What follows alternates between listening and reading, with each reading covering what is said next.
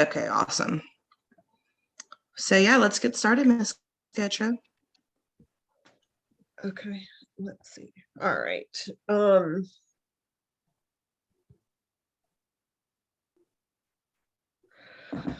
So I figured I would just kind of start at the beginning. Whenever when I'm writing up a contract, send an envelope. Oh, I forgot that it just updated this on me literally today.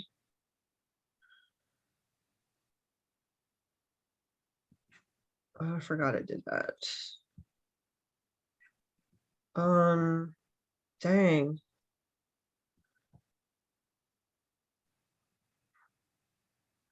Usually I don't upload. Oh, here. Okay, never mind. That was really easy to figure out.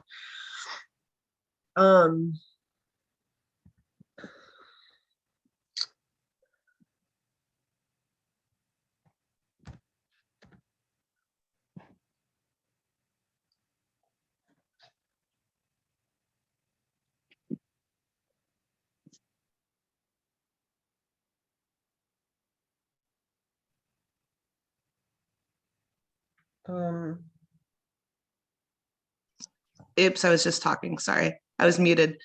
Tiara, if you have questions, feel free to ask them. So Tiara has been licensed in Texas and still is, but she's new to Louisiana. And so this is probably going to be very different for her, like the legality parts of the contract.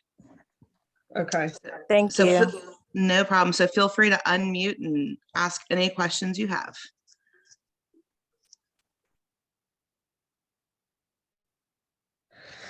Okay, so I go in the way I just did, select the purchase agreement, add selected.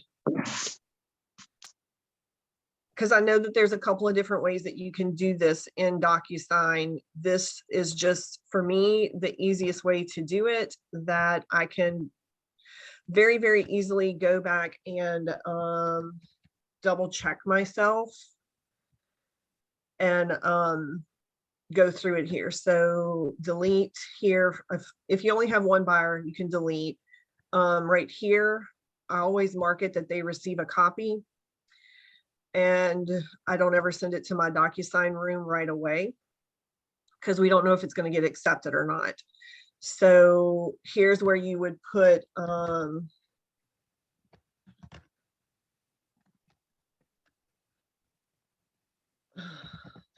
the other agent right here.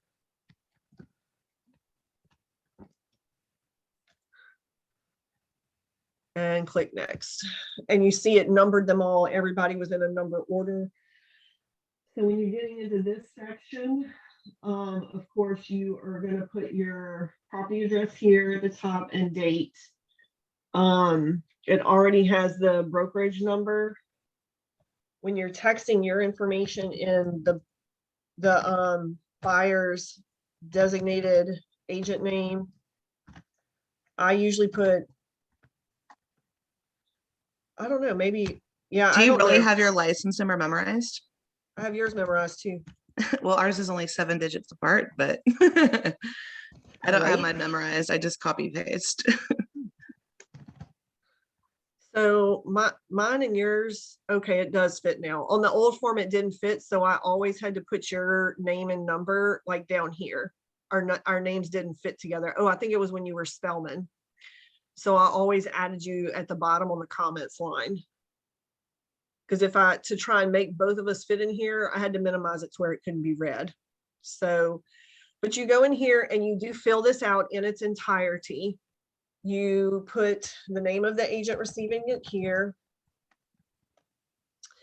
The date that you are sending it, let's say, so today, Wednesday, September 21st. And we're going to mark that by the time everybody signs it, it's going to be 5 p.m. And you're going to mark here that you submitted electronically. And I always mark via DocuSign PDF. And then they need to sign it here. When it comes back to you, they should be signing it here. I find that a lot of agents that don't use DocuSign will not sign it in DocuSign, so I never give it to them as a signature choice, but I ask that they return it with a signature here, the date and time and everything on that. You do mark both of these. And as you go down, you make sure that your address is in here. Of course, once you type the address at the very top, it's going to auto-populate it at the top of each page along with the dates. But you type in the municipal address, city, zip, parish, legal description. If you ever, when you're looking in MLS and the legal description there does not match what you see on the assessor site, you can see that I constantly go to Ascension Parish, and I also have EDRs saved and Livingston Parish. If what is in the MLS does not match what is on whichever parish I'm looking at assessor site, I do reach out to the title company to verify that information and make sure that we have a proper legal description for the property that we are submitting on.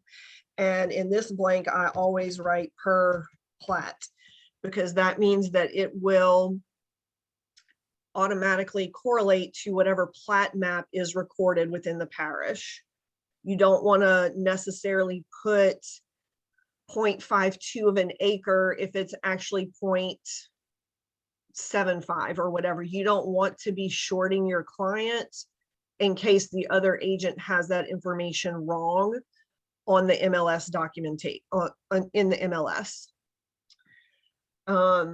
When you come here, and another thing I do, which this is showing everything in black, I change all of the boxes when I'm typing. I go over here and the formatting, and I do change it to blue. Like I highlight all of them and I change it to blue, because I want them to be able to see it at a glance, what is typed differently. I find that a lot of agents, sometimes when they're just in so much of a hurry or they don't read well, because not everybody is good at reading, they miss things.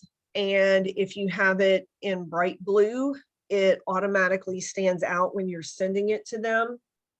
And it's a lot easier to just pinpoint those things that way.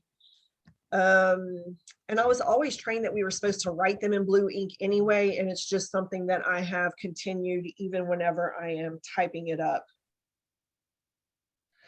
So in here, you're going to put washer, dryer, fridge. If there's a deep freezer there that y'all are keeping, that y'all are asking to keep. Anything in here that's not listed in this.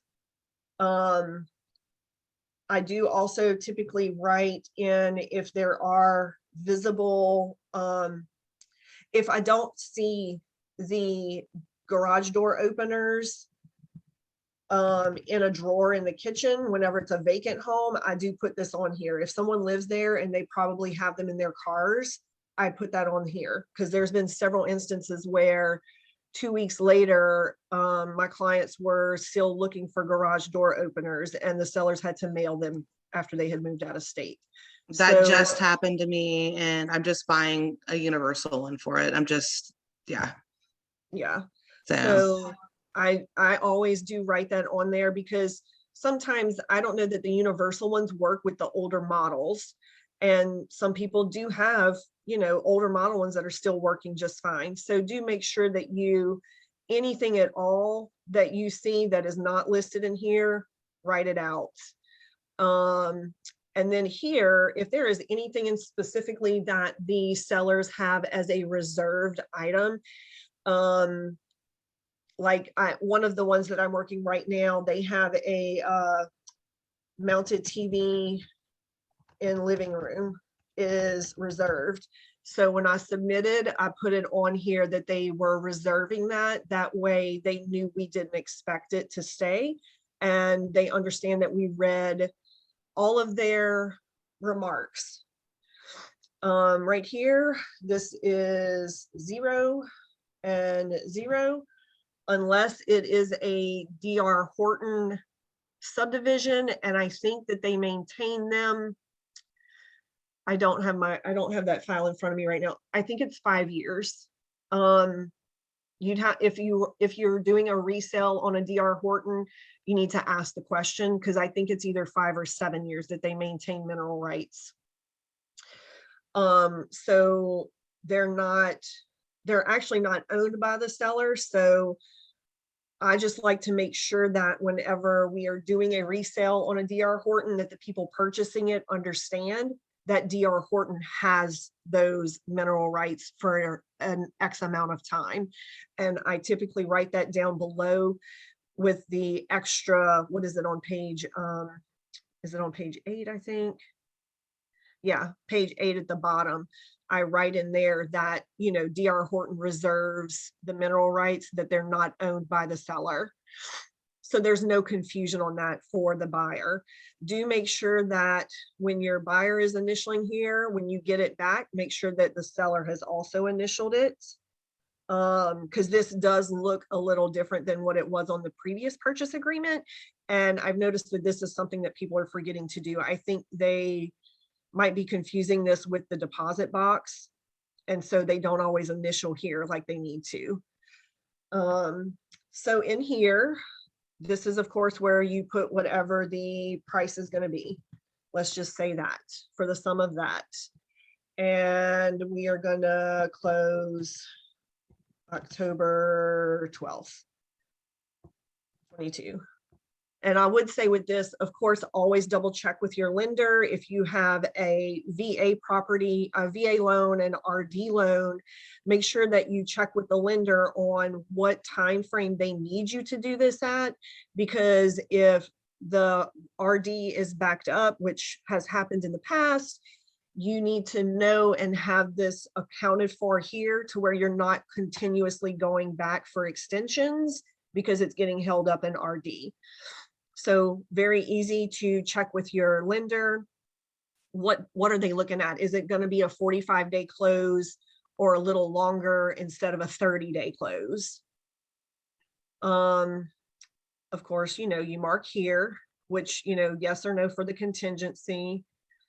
And then for finance sale, I will say this, when you're marking a finance sale, do not fill in the dollar amount. I have this very last listing that I had, three of the contracts we received, it had the exact dollar amount that they were getting the loan for instead of the percentage. Always write the percentage, 96.5%. For 30 years, because we're going to be doing an FHA on this one. So make sure that you're doing that percentage, because if the lender moves that amount, or say the appraisal doesn't come back at the agreed upon price, your loan, of course, is not going to be this specific dollar amount, and you do not want to give the sellers any reason to be like, okay, so this is literally the only amount that they can finance. So, I mean, you don't want to tie your buyer to that dollar amount. Oh, I did this in the wrong spot. Sorry, y'all, that was not that. Oh.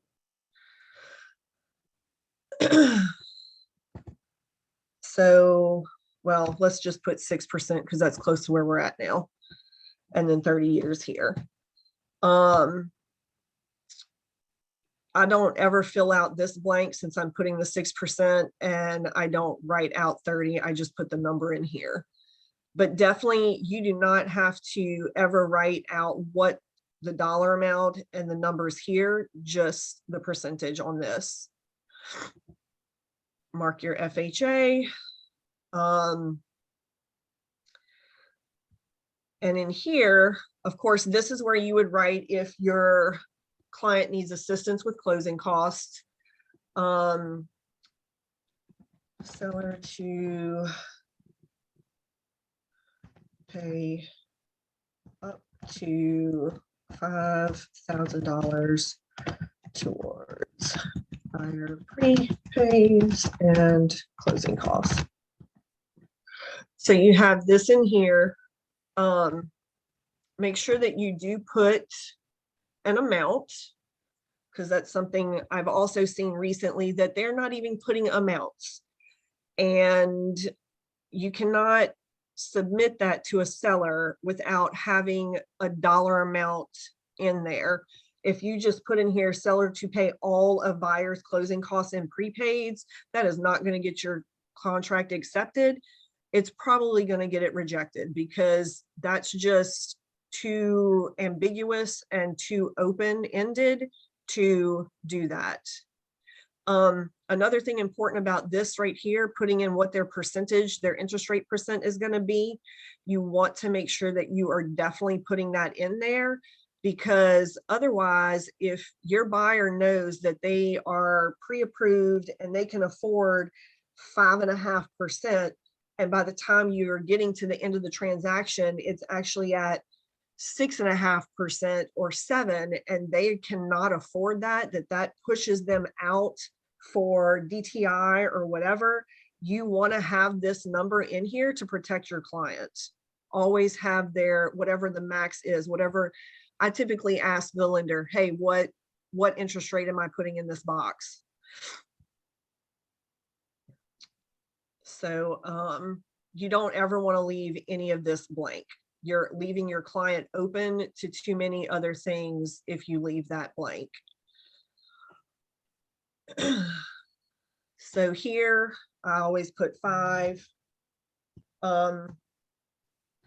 You want to do, especially because if you're submitting it on a Thursday or a Friday, you want to give them till Monday or Tuesday, because like this specifically says calendar days, and 3 days is the minimum. I always put a little cushion on that. Conditioned on appraisal, because it is FHA. I have in some ways been putting, I did this on a couple of them, that I did 1 day on these for us to provide the seller, and 1 day for them to respond. I just felt like them knowing that we were going to let them know immediately made them feel better. And I think for some of the contracts that I've written over the last year, that was one thing that was very beneficial, having that really narrowed down. It made it competitive in a different way, because a lot of other people still wanted the 3 calendar days, which is what you typically see. So here you can now actually mark no deposit. That wasn't an option before. So when you mark no deposit, delete this, because it's not being held by anybody. There is no reason to be signing off on this. The only time this gets signed off on is if it is being held by a third party, which would be the title company. All right. Hey, Nicole, let me ask you a question real quick. Yeah. So I have been seeing here recently on MLS, it says deposit to be held by a third party, like in the realtor remarks. So if it says that, do you have to do a deposit or not? Because I still check no deposit. You don't have to do a deposit, but that's probably EXP agents, because they do not have a broker office that handles deposits. Anytime you write an offer on an EXP listing and you're gonna do a deposit, they're gonna require it to be held by the third party. Okay. I don't do a deposit unless they're asking for one, but even when I saw that in MLS, I still marked no deposit, but I was a little curious about that. Yeah. It's just because they don't have like a broker's office, like all of their stuff's online, so that's why they do that. Okay. So when you come down here, I don't ever mark these 2, because when you read line 171, it says if the property to be sold is completed new construction, under construction, or to be constructed, check 1. The problem is with not checking these, everybody gets hung up on the fact that you should check all boxes, and they don't read that sentence. So again, I go down to page 8. under, where's it at? Golly, there we go. And I put lines 173 and 175 intentionally left unchecked. Property is, well, actually I think I write home. Home, ho. Home is not new construction. And that corrects that. So where they're not asking you questions about it, because very specifically, if the property to be sold or any of those things, if it's a resale, then neither one of those apply. Due diligence, always, what I typically do is whenever I know that I'm going to be writing a contract, I ask the home inspector how many days out are they, and I put that many number of days here, like plus like 1 or 2, so that I know what their schedule is coming up, and I know that I have like 2 to 3 days to choose from to set an appointment. And it just makes you a little bit more competitive in your offer if you can say 6 days instead of the 10 or 12 that everybody is so fond of requesting. All right, so right here, I know a lot of people do not have to deal with the private water and private sewer, and I will explain that in a little bit. So we'll go ahead and pretend that there is one. I did not do the attachment for that. I wasn't thinking about it. And we're going to mark 1 here and 1 here.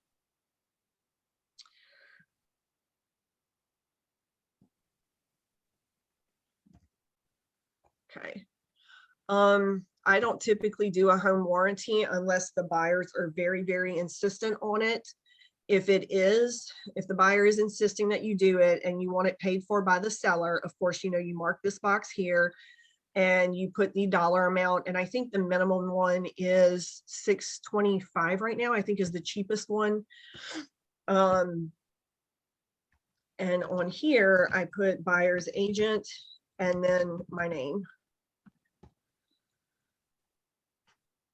so that it's specified. As is, I typically put 15 days on this.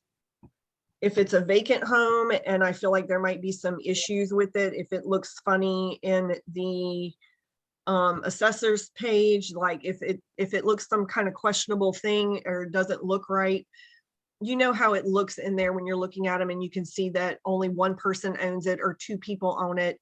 If you see something that shows that it's like a succession property and 5 people own it and anything like that, I will put like 30 days on there just to give them time to make sure that there's nothing wonky going on. Oh, my additional terms and conditions deleted. What the heck? How did I do that? That's weird. What happened? What I typed a minute ago totally went away. Oh, wow. Yeah, it's gone.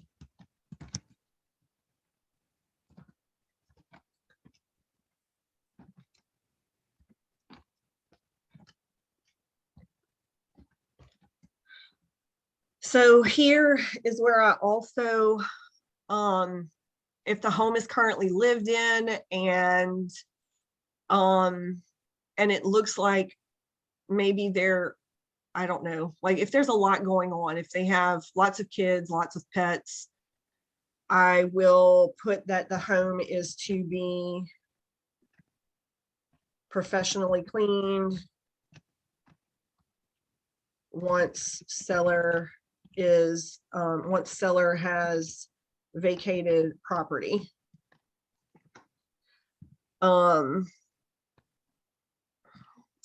I'm trying to think of what other weird things that I've had to put here in the past.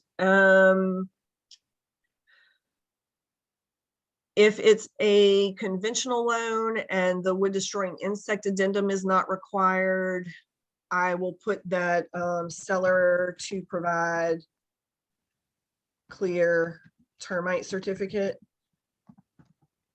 on here instead of doing the other one, especially if it's under a termite contract. And it's really easy to check when they tell it on the PDD what company the termite contracts with. It's easy to call them and verify how long it's been under contract. And that's how it kind of makes it easier to do this than necessarily doing the wood destroying insect when it's a conventional loan. Because if it's not a conventional loan, you're going to have the wood destroying insect report. I feel like I missed something. Maybe not. Okay, no, I don't know why I felt like I missed something.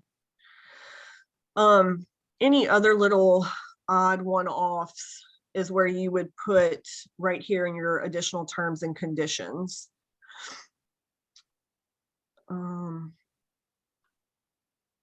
I think I've only put, there was one time that I did go that when we viewed the property, the air conditioner was not working the day we viewed the property. And I put that here. Because they still wanted to make an offer, even though the AC wasn't working. But I was like, okay, we're going to go ahead and put that on the contract that the HVAC has to be cleaned, serviced, and repaired. Because if their AC is not working when you go view it, I kind of feel like then you might have some more surprises on the actual inspection. So I have done that in the past. All right, so private water sewage addendum, FHA mandatory clause will be a part of this, and wood destroying insect.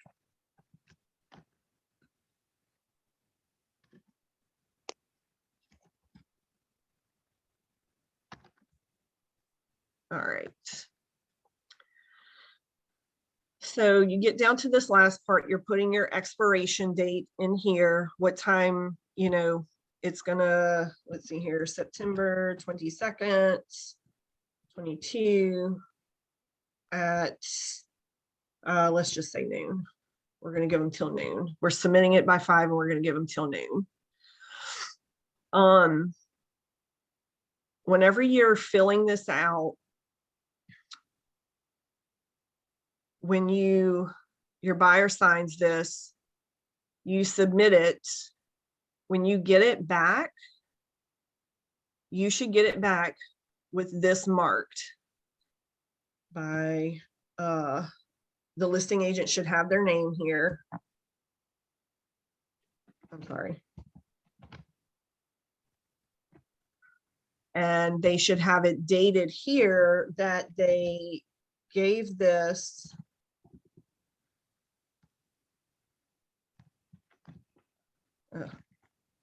Come on, Nicole, 7 p.m. This needs to be fully annotated. It is important that you have this fully annotated whenever you get this back. And then they'll have it marked as accepted, rejected, or countered. And of course, their sellers will have signed it and their seller's name will be here. So when you get it back, you in turn annotate here that I delivered it to my buyer. We're going to say Thursday that we got it back right at noon. Thursday, September 22nd, 2022. And I'm going to say that I delivered it to them at 12:15 p.m. because I got it back right at noon. So you need to make sure that you're annotating this. This is something that is not done very often, but it is very important. It was one of the big items that the attorney really talked about whenever I took the contract class this year. If anything ever has to go to, what's the word I'm looking for, Nicole? When they, Like arbitration. Yeah, if it goes to arbitration, these numbers are very important. This really needs to be here. And if they come looking and you don't have this and they need to know this, they're going to go back and check your other stuff. You can get fined for not having that filled out. Same thing with this top box. All of this has to be filled out and annotated. You don't necessarily have to have comments, but all of this other day, date, time, all of that, and all of this in here need to be filled out, okay? Super important on those things. Now let me show you. Will you also talk about dual agency and when to do it and what to write on the dual agency form? Like if it's a team listing and then another buyer agent is putting an offer on it. Yeah, I can, so here's your, when you're not doing a deposit addendum, when you're not doing a deposit, just delete the addendum. Do not submit that. Just remove that from what you're doing. This is your wood destroying insect. You're going to type the address and the date of the contract here. And of course, have your buyer sign it. This is your flood determination disclosure. And from my understanding of the contract class I went to, every property, even in flood zone X, needs to have this filled out and signed. So make sure you're doing one. I don't know why I don't believe that this is an LREC required form. Because LREC only has X amount of required forms, like the inspection response is not an LREC required form. However, This is a CYA form, so it's going to protect you. Yeah. So like, let's say you sold a property and the house itself doesn't require flood insurance, anything like that, but a little tiny corner of the property is AE. There you go. And that literally just happened with Kendra's house that I sold her. Part of that property is AE. And we knew that before we closed, but it's going to protect me because it's the buyer's responsibility to research it. So yeah, make sure you are doing this and make sure that the seller and the seller's agent is also signing it. And if you're the seller, I have been putting these with my listing and marketing agreements, and I've been uploading them in MLS documents and having the buyers submit it when they submit the contract, so that I have everything ahead of time. I also, once I'm done with this, I also always, I would have the property disclosure downloaded and I would upload it right here. And I would just submit as one whole, when I submit as a whole entire document. I do not email the PDD at a later date. I send everything all at once along with the, even their pre-approval letter. I submit everything in here in one document as soon as I'm submitting a contract. I think that it makes you look more like you know what you're doing and that you have your I's dotted and your T's crossed, and you are showing the listing agent that you are prepared and that you have educated your client and that your client is serious about it. So you would have that there. And then where's the sewerage addendum, private water addendum? Did I skip it? Oh, nope. There it was. No, that's the disclosure. So this private water and sewer disclosure, if they have a private water well, or if they have a MODAD system or a septic tank, they need to have this private water and sewer disclosure uploaded in their MLS documents. Your client should be able to review that. There is pertinent information on there that you will need for government-backed loans, FHA, RD, and VA. So if they don't have that uploaded, ask for it. And I would double check that information, like make sure that they have it filled out before you're submitting an offer. But when you are submitting an offer, this is what you actually need right here, this addendum. So we would add that.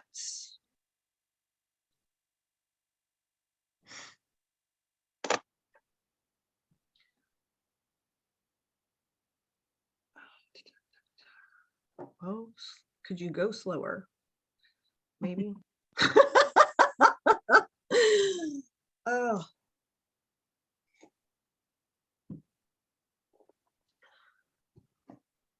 Well, that wasn't fun. Angelique's seeing that it's not just my internet that's always slow. No, sometimes this is really, there we go. All right, done. So here's your property disclosure. And of course, you're going to have, well, you see it added all of the people again.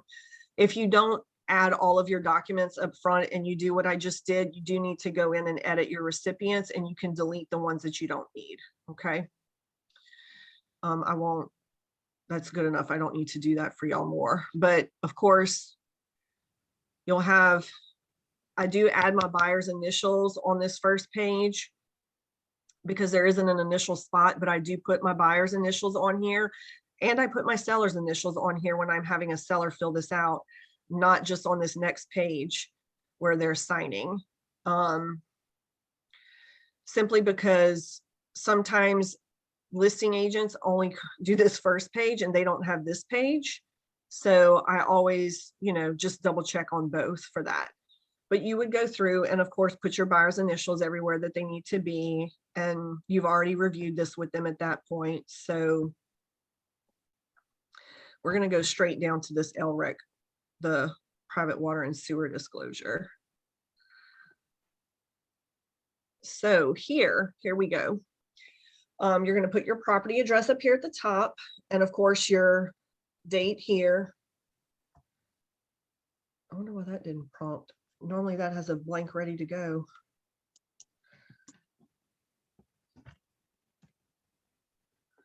So you're going to mark here septic, and you're going to put the number 1, and then right here for the septic treatment system, I typically put $3,000.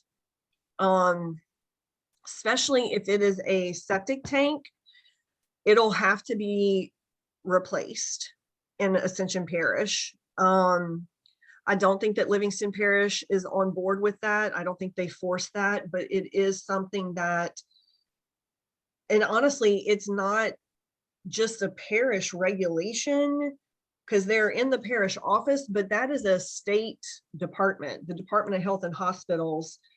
I don't know how it is that in Livingston they're not forcing this, but I know in Ascension they are.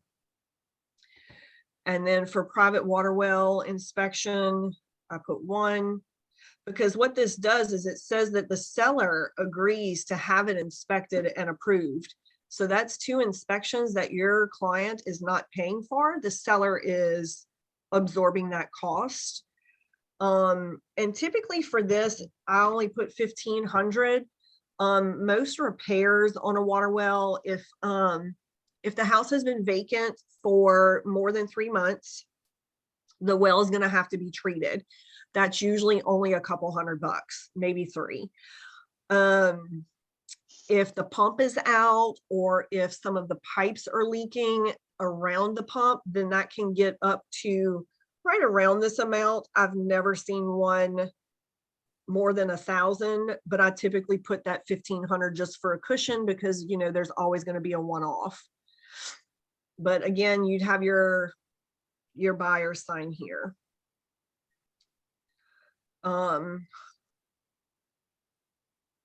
So that's about it for that. Does anybody have any questions so far?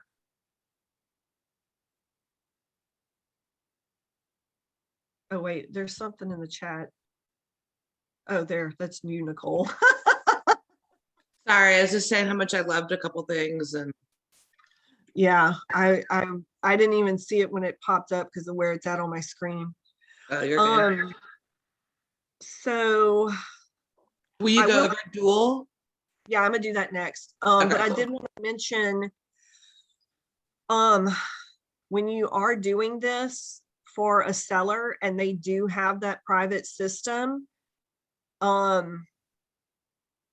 if the water is private utility shared, because there is occasionally a shared well, but it's usually a private well, make sure that this is filled out.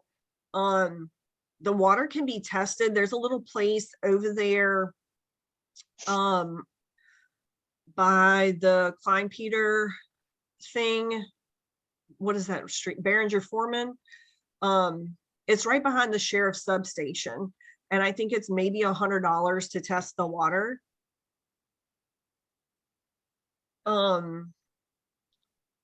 You can always have your sellers do that ahead of time and, you know, get that already taken care of. And then they'll feel more comfortable in that. And when they submit an offer, they're probably not going to ask for as much money on the, you know, on the addendum. And I then have a question on that. Is that test good for 30 days or do you know how long it's good for? I think as long as the water is being used daily, it's kind of good for, you know, however long. I don't know that it actually expires. I would say that if it's a vacant home, I would want it to have been done in the last 30 days. Okay, awesome. Thank Just you. from my experience with wells, that would be what I would personally want done. Awesome. Thank you. No worries.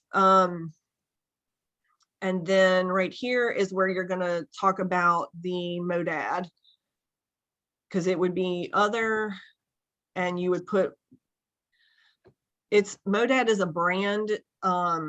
It's an aerated system is what it is. And there's 3 or 4 brands. So you would just put that and then go ahead and add the other property disclosure about that so that you so that your clients are well aware of the dates, because on the disclosure document it actually tells you a lot of information. It says when was it last pumped out, when was it last certified. All of those things are on the actual disclosure. And if it has been filed with the parish can give you that information. Sometimes sellers will file it with the parish and sometimes they don't, just so that you know that. So where is the buyer?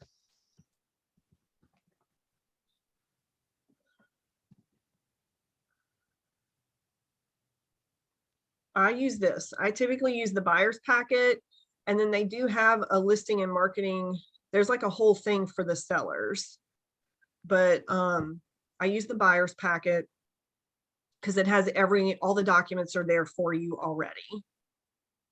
Oh, dang, I didn't know it was going to make me do this. No, that one.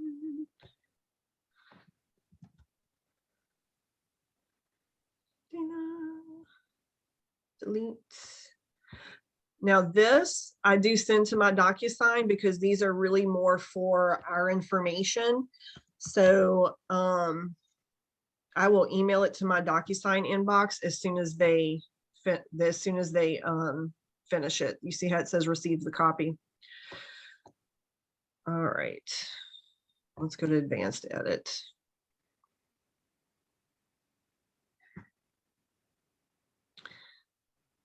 Next. All right, so this is all about the electronic means.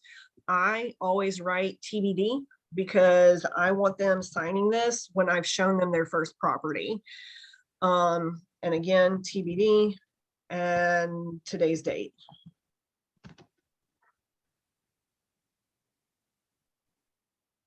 This has all about the agency, designated agency, signed and dated. So here, what I do for this is the dual agency.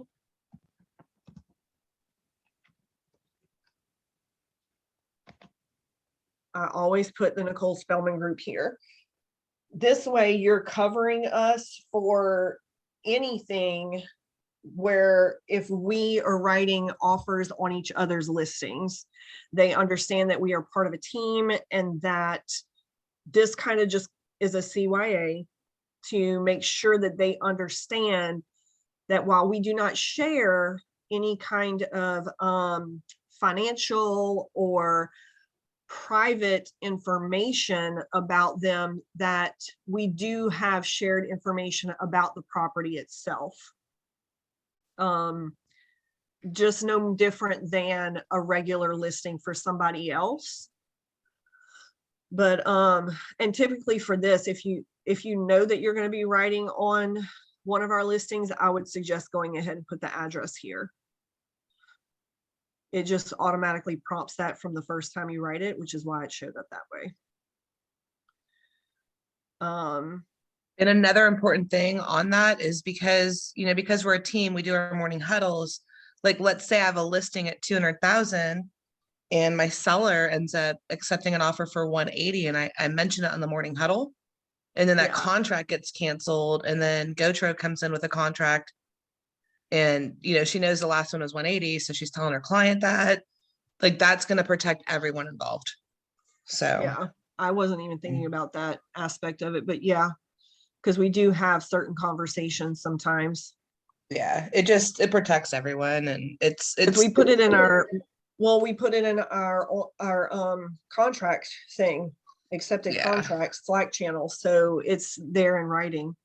yeah, So, it's probably not required, but it does protect everyone. So yeah. So, and again, here's the flood determination disclosure. It's in the buyer packet, and it's also in the listing packet. This is the flood insurance purchase requirement addendum. This is for any properties that are like in AE or have definitely gotten FEMA money. You have to have this with that property. Honestly, I would think that you need to do this as a listing. I don't know why this would be on a buyer side. Well, I guess for both. If you're reading the property disclosure document and you know that it got this much money from FEMA, then you need to put that number there and this other number here, that because when FEMA gives them money, they're required to keep flood insurance for X amount of years. And it's typically that dollar amount of coverage for the premiums for either 2 or 3 years is typically taken out of the FEMA money that they get automatically. But they are required to maintain that insurance past that. And I don't remember the time frame. It's probably changed a million times anyway. And of course, your wire fraud alert, you always want to have your client sign this so that they are acknowledging that unless you tell them, hey, this is the title company we're using, and unless you hear directly from this title person, do not give your information out.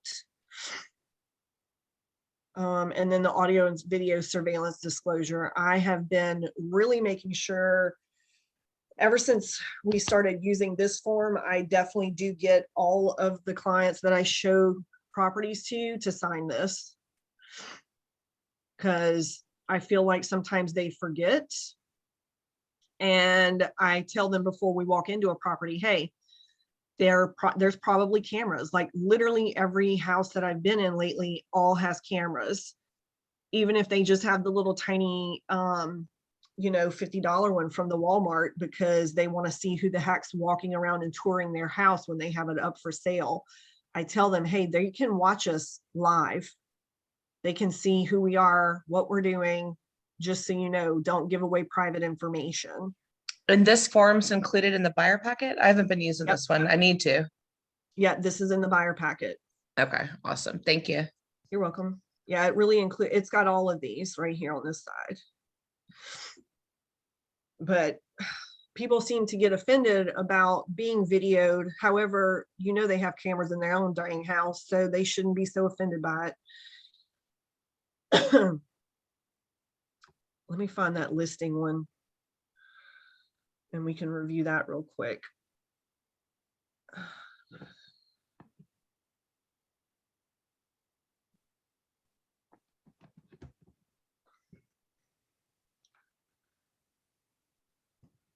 Oh, wait, I think I went to the wrong thing. I did. Oh, well, I can show y'all this one, I guess.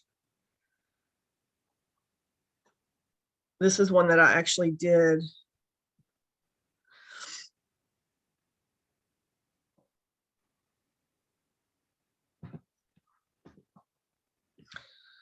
So when I do it as a listing, I put my name specifically here and then the Nicole Spellman Group when it's on a listing agreement. And see, my seller signed it and I signed it.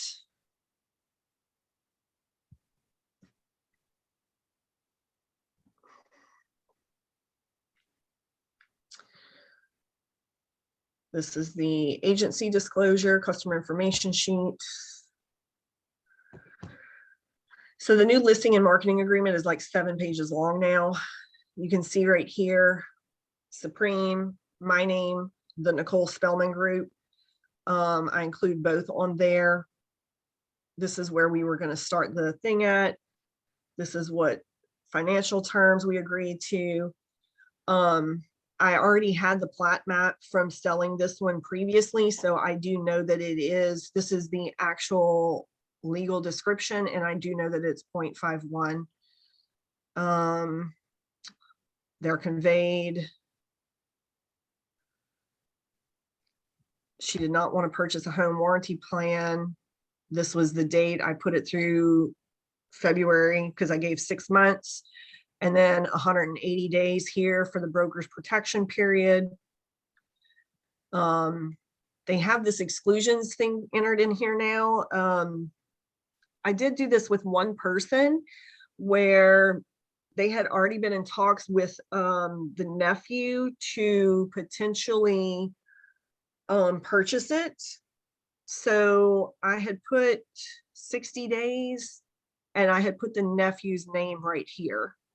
Because they had on and off had conversations for like over a year, but ultimately he didn't purchase the property. But I did, just to cover myself and, to where there wouldn't be anything like, I wouldn't be doing anything that was not on the up and up. I did include that there since I knew about those conversations. With this one, I did do 4.5%. I helped her purchase this property 4 years ago, and I'm also representing her on the buy side right now. So I did do that as a little bit of a discount for her on the sell side. So I did mark this, of course, because like Nicole was saying, if it is something that where it's one of our listings, we do need this to be check marked.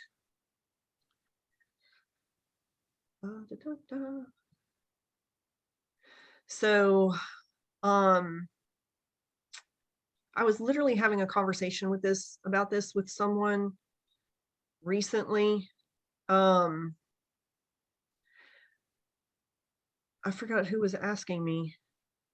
Anyway, within 1 business day of having signage in the yard, it has to be in the MLS listed so that other MLS participants see it.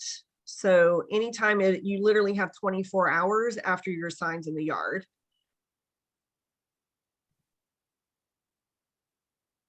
And they will fine you if they find out.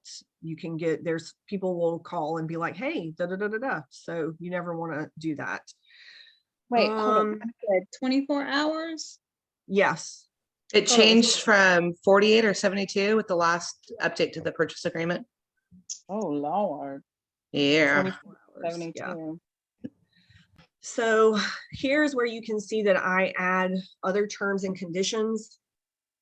When I know the date, whenever I know this is going to be signed, I go ahead and schedule the professional photographs. And whenever I find out what that date is, I put that on here. Anything like if they have any specific showing requests, like a minimum of 2 hours notice, if there's a preference for how they want their stuff to be scheduled in showing time, if I need to be blacking dates out, this is where I put that information. Of course, write on here that it will be a super lockbox on the front door. And I do always put in here property to go active in MLS within 24 hours of getting the completed property disclosure and photos so that they understand until I get this completed PDD back, it cannot go active. So And actually, we shouldn't just put property disclosure. We should put property disclosure and any other applicable disclosures. Because if there is a sewage one or whatever, that lead-based paint, all of those things, we need to be able to have all of that before we push this live. And then you can see how I've got the bottom signed, annotated, and everything here. So that's how that part looks. And hold on, I know that I have, oh, where's her sewage disclosure? What's that? That's not it. I did the flood disclosure on hers because she is in flood zone AE.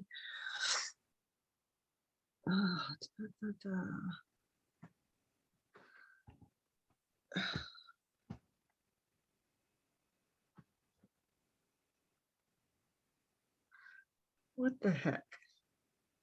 I know I have a completed one. Hold on, y'all. Maybe it's.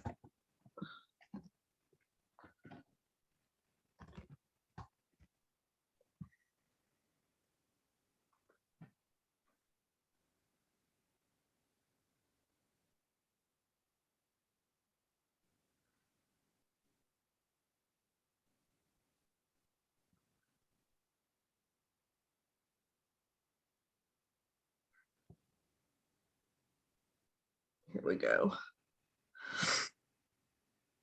This is her property disclosure. Here it is. So this is what your disclosure document for the private water and sewer looks like. Again, you can see how I put all of this in blue.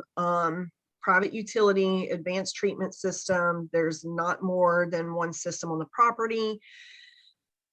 That is approximately 7 years old. This is when the original permit was issued. I could not find when it was last inspected. I know that it was done in 2018. She couldn't find her pack of papers, and this is probably one of 2 files that I did at Keller Williams that I do not have all the documentation for. So I couldn't even pull my information. But I do know that it was in 2018. I just don't remember the exact date. And it was pumped out at that point as well. So the health department, it was inspected, but again, we couldn't find the writing up on that. So I didn't want to give the wrong information since I couldn't actually remember it. It is an advanced treatment system. She just didn't understand that. And it is a MODAD. I was able to call DHH and get all of that information, but not when she had filled this out. I actually ended up calling them because more questions came up after the fact. So,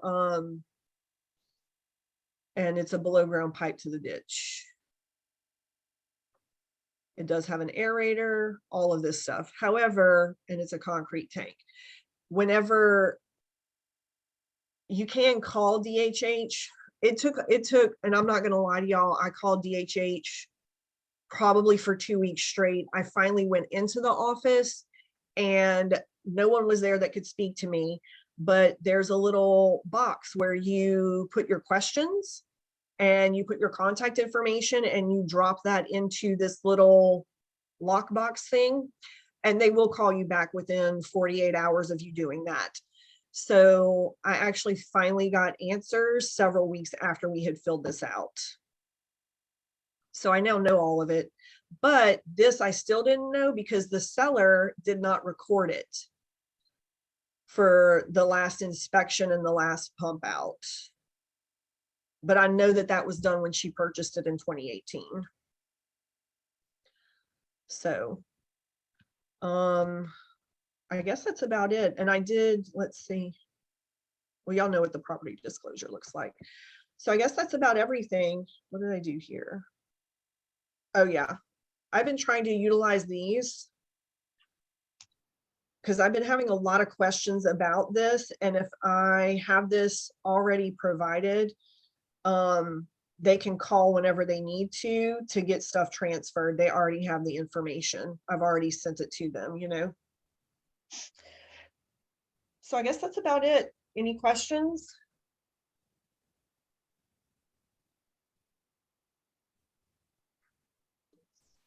I love it. That utility sheet, where is that popping up? Are you having to pull that one in directly?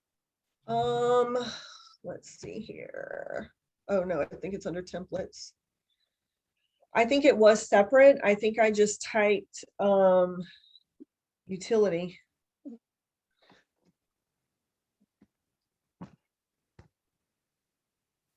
Yep, right here. Awesome.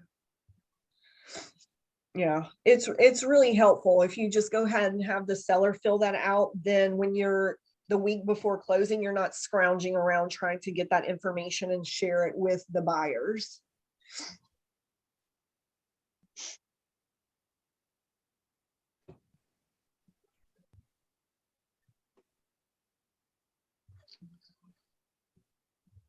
So yeah, that's about all I got. I don't know if there's any other questions y'all have. Angelique, Lauren, did you have any questions? I don't think I do that. I think I asked them.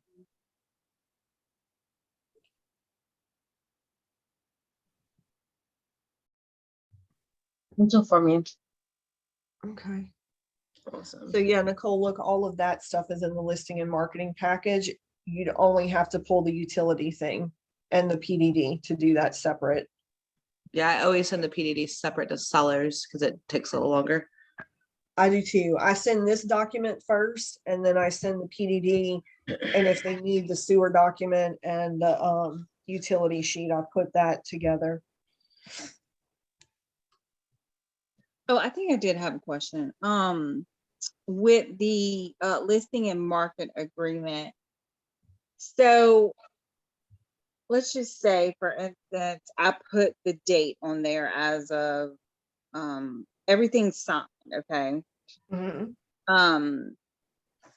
But if they don't sign that PPD, because I saw that you put the PPD it to go active. So say it takes them 5 days to sign to fill out the PPD.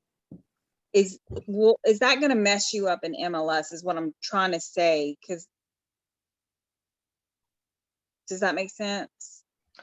I don't think so, because I don't think it will, because doing it with that wording, I think with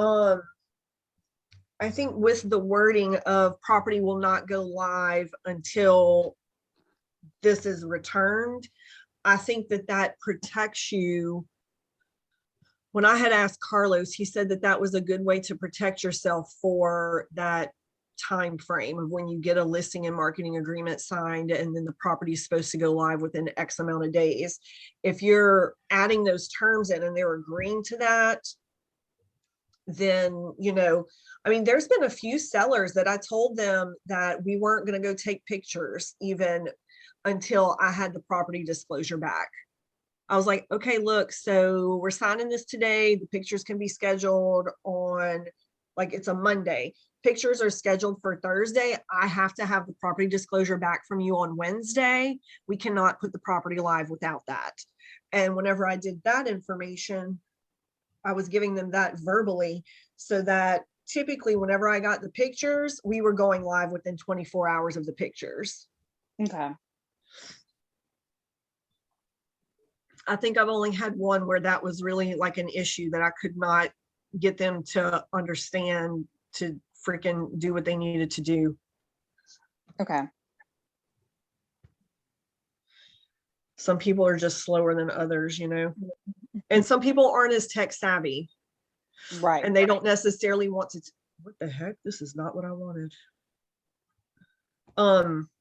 They don't necessarily want to admit to you that they're not tech savvy. You know what I'm saying? So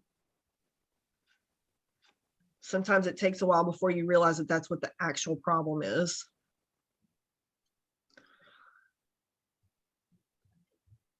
I was going to pull that back up and show, let you see that again.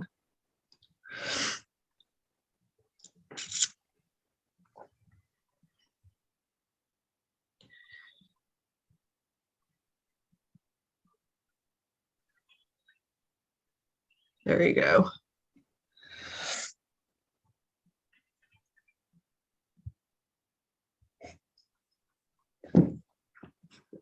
And this right here, what I wrote on line 230 and 229, I don't see that being something that we really need to, I shouldn't say that we don't need to stress going forward, but because I feel like we're in such a shift that sellers are going to start becoming more flexible again. Right. But what I would say is if you have someone like this client in particular has a dog, that's why minimum 2-hour notice so someone can go get the dog from the house before anybody enters. And this right here, weekends and after 5:30, if they have a very strict work schedule, if they are a client who works 12-hour nights and they need to sleep for like 5 hours before they're functional the next day, so that you can only, I don't know, if they're on, like, if say they're on nights, they're on 2 nights, they're off for the next 2, and then they work 3 days and then they're off 3. Like if they have a shift schedule, then I try to accommodate that and not allow people to be there when they are sleeping. So you do block that out in showing time, and having that written out in here protects you. Right. Okay.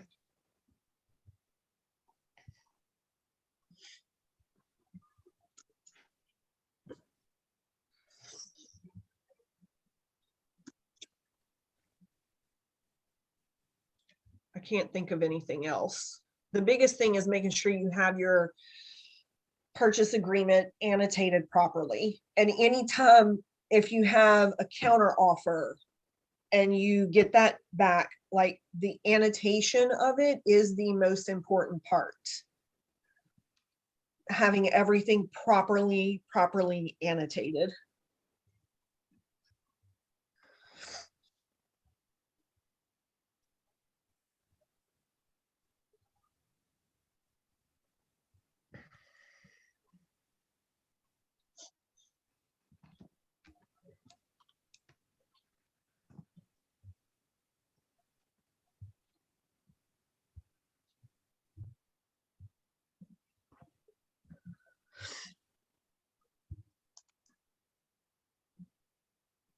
Because I've been getting a lot of these back with none of this filled out. Like this part's not filled out. They'll just mark it that it was accepted or rejected. They don't have this filled out and they don't have this filled out. So those lines are very important.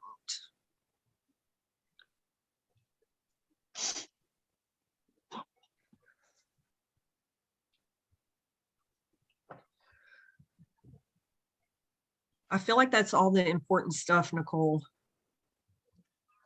No, that was really good. I always learn something from you every time you teach us. So I appreciate it.